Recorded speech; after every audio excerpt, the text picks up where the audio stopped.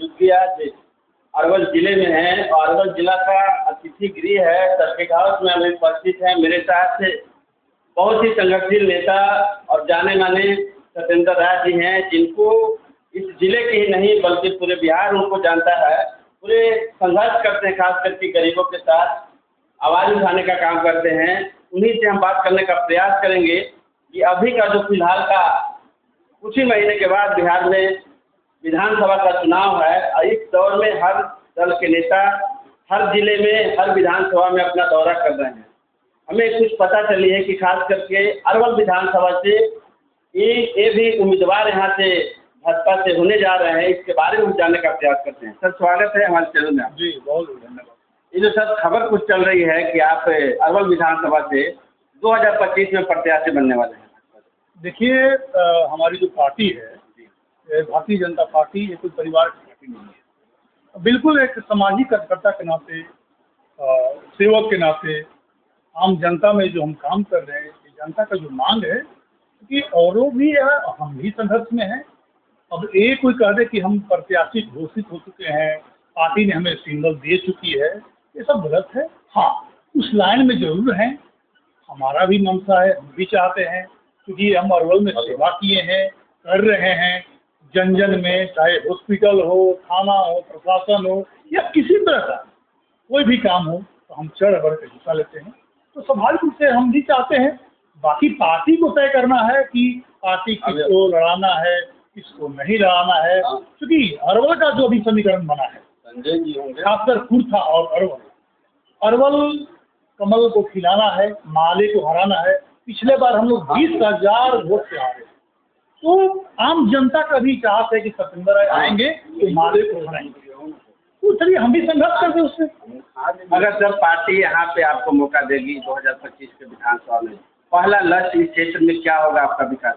देखिए, बिना विधायक और सांसद बनते हुए मैंने ही इसी अरवल में प्रसाद इंग्लिश में 140 एकड़ में भारत सरकार का सबसे प्रतिष्ठित आयुध कारखाना, जहाँ पे इस अरवल में कभी गोला बारूद 47 6 इंच छोट का चर्चा होता था, और इसी अरवल में अब गोला बनेगा, बारूद बनेगा, 47 बनेगा, और एक 47 गोला बारूद अपने सेना जो बॉर्डर की सुरक्षा कर रहे हैं उसको जाएगा। ये मेरा दिन है। मात्र 8 घंटा में मेरा प्रयास से मुख्यमंत्री जी ने जब आए घोषणा। उसी तरह मैं लगातार मांग कर रहा हूँ कि अरवल में मेडिकल कॉलेज हो। मैं धन्यवाद दूंगा मुख्यमंत्री जी को। 15 अगस्त के गांधी मैदान से उन्होंने घोषणा दी की है कि अरवल में मेडिकल कॉलेज बनना चाहिए। अब मेरा एक चाहत है अरवल में एजुकेशन हब बने, क्योंकि हम संघर्ष करके मांगने वाले लोग हैं। विधायक बनकर पटना में, अरवल में, गया में मकान बनाना मेरा लक्ष्य नहीं है, ये मेरा उद्देश्य नहीं है। भारतीय जनता पार्टी के सिपाही के नाते मैं, यदि इस विधानसभा से मुझे पार्टी नेतृत्व करने का मौका देती है, जनता का आशीर्वाद प्राप्त होता है, तो मैं अरवल में एजुकेशन हब बनाऊंगा। यहाँ पे अब मेडिकल कॉलेज बनने जा रहा है, यहाँ पे आयुध कारखाना बन गया, तो अब एक होना चाहिए देश लेवल का यहाँ पे ऐसा कॉलेज का निर्माण हो जो अन्य जिला से लोग आकर अरवल में पढ़े। सर, वोटर जो पुनरीक्षण का कार्य अभी चल रहा है, इस पर विपक्ष का जो प्रहार है, विपक्ष का कहना है कि सरकार वोट चोरी करने का आरोप लगाए है। इस पर क्या कहना चाहिए? अच्छा, हिंदुस्तान जो है दुनिया का सबसे बड़ा लोकतंत्र है। लोकतांत्रिक तरीके से वो चुनाव लड़ते भी हैं और जीतते भी हैं। अब बताइए, एक कहाँ का नियम है कि अरवल जिला में ही वोट होना चाहिए, वही वोटर जाकर गया जिला में दे, वही वोटर जाकर दिल्ली में दे? जब हम लोकतंत्र की बात करते हैं, दुनिया के नंबर 1 लोकतंत्र की बात करते हैं, तो लोकतांत्रिक तरीके से वोटिंग नहीं होना चाहिए। जो इस धरती पे नहीं है उनका भी वोट हो जाता है। कौन करते हैं? क्योंकि हम लोग तो वोट देते हैं, ओपन होते हैं, लेकिन जो बुर्का पहन के आते हैं वो तो चेहरा में दिखता नहीं है। वो अपने नानी का, खाला का, बुआ का, दादा का कहीं न कहीं से आकर वोट दे देते हैं, और उनका वोट किशनगंज में भी होता है, और अरवल में भी होता है, गया में भी होता है, मुजफ्फरपुर में भी होता है, पटना में भी होता है, और दिल्ली में होता है।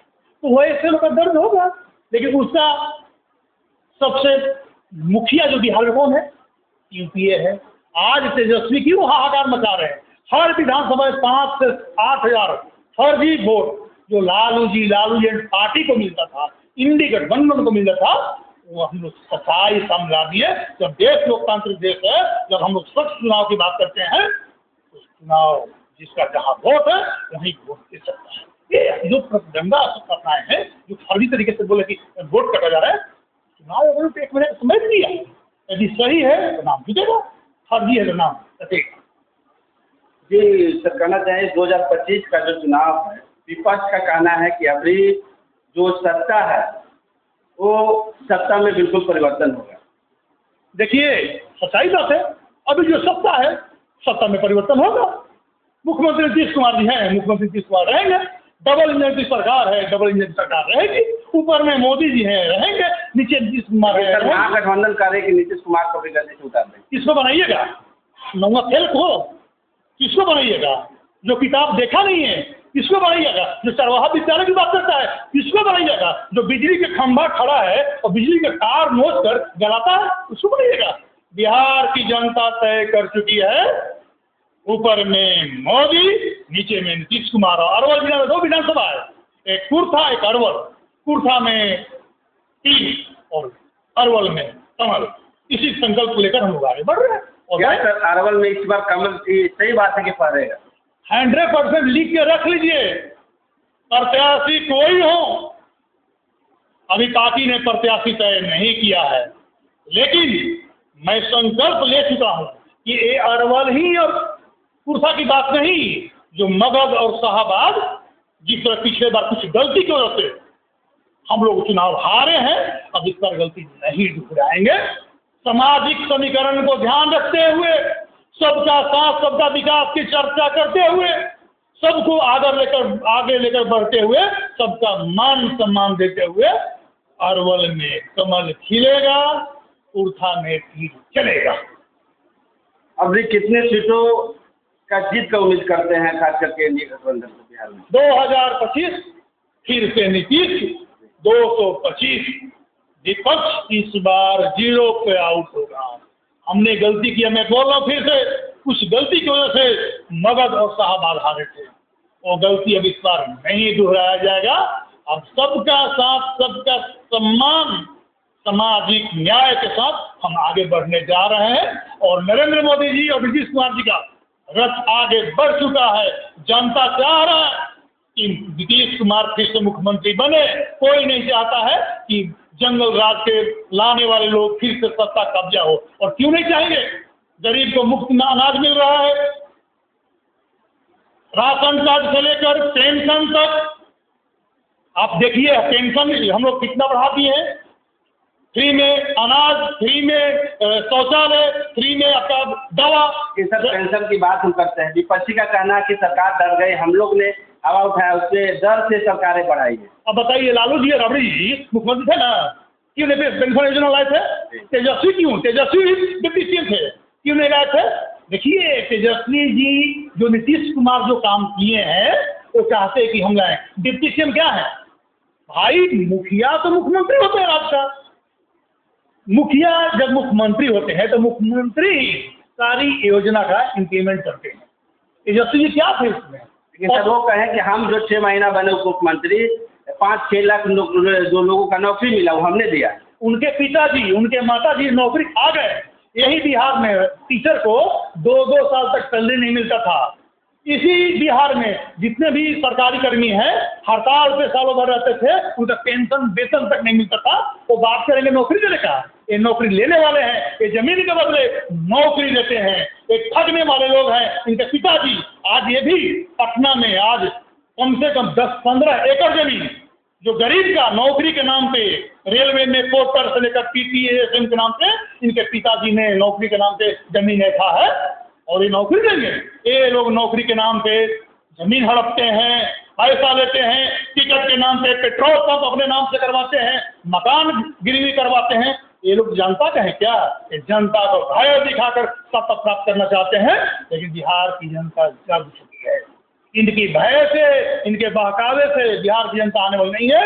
इस बार तय कर चुका है कि नीतीश का विकल्प कोई नहीं है, नीतीश कुमार के मुख्यमंत्री बनेंगे और बनेंगे। सर एक लास्ट क्वेश्चन, जब अगर यहाँ अरवल विधानसभा में आपको मौका दी पाती तो सबसे पहला कार्य क्या होगा जब यहाँ के नेतृत्व आप संभालेंगे? देखिए, आप जनता से पूछिए, सबका साथ, सबका प्रयास, सबका न्याय के साथ मैं आगे बढ़ रहा हूँ। मेरे नाम के आगे सत्येंद्र सिंह रख दीजिए, शर्मा रखिए, कुशवाहा रखिए, चंद्रवंशी रखिए, राम रखिए, साहनी रखिए, राय रखिए, पांडे रखिए। सत्येंद्र सबका है, सबको लेकर चलने वाला सत्येंद्र है और यही संकल्प को लेकर हम आगे चल रहे हैं। विकास तो करना है। मैंने घोषणा किया मेडिकल कॉलेज बनना चाहिए, आज मुख्यमंत्री जी कर दिए। प्रयास हम लोग किए लेकिन मुख्यमंत्री किए। मैं आपके माध्यम से, आपके चैनल के माध्यम से मैं आज साबित करना चाहता हूं कि मैं अरवल में एजुकेशन लाऊंगा। हमारे जो बच्चे बच्चियां कोटा जाती हैं, हमारे बच्चे अन्य प्रदेश में जाकर पढ़ने आते हैं, अब बिहार के बच्चे बच्चियां, झारखंड के अपना बगल में उत्तर प्रदेश पूर्वी और पश्चिमी बंगाल के सब बच्चे बच्चियां हमारे यहाँ आएंगे पढ़ने के लिए। ये मैं बनाने जा रहा हूँ। सर आपका परिचय? सत्येंद्र है, वैसे नेता तो आपका नेता के साथ साथ सेवक भी हैं, और सेवक है, पार्टी के क्षेत्रीय स्तर पर प्रभारी है। ये देखिए सत्येंद्र राय जी थे जिन्होंने बताने का काम किया कि अगर इनको अरवल में खास करके मौका मिली, वे जाति पाति धर्म को छोड़कर खास करके गरीबों की लड़ाई लड़ेंगे। और इन्होंने ये भी बताया कि जो भी सरकार की योजनाएं इन्होंने सरकार से मांग किया, मुख्यमंत्री से मांग किया, वो मांग भी उन्होंने घोषणा कर दी है कि अरवल जिला में बहुत जल्द ही मेडिकल कॉलेज का शिलान्यास करेंगे और यहाँ बनेगा। ऐसे सत्येंद्र राय जी, इनकी बातों पर आप कैसा प्रतिक्रिया लिखते हैं? बाकी अगले वीडियो में फिर मिलते हैं। तब तक के लिए नमस्कार।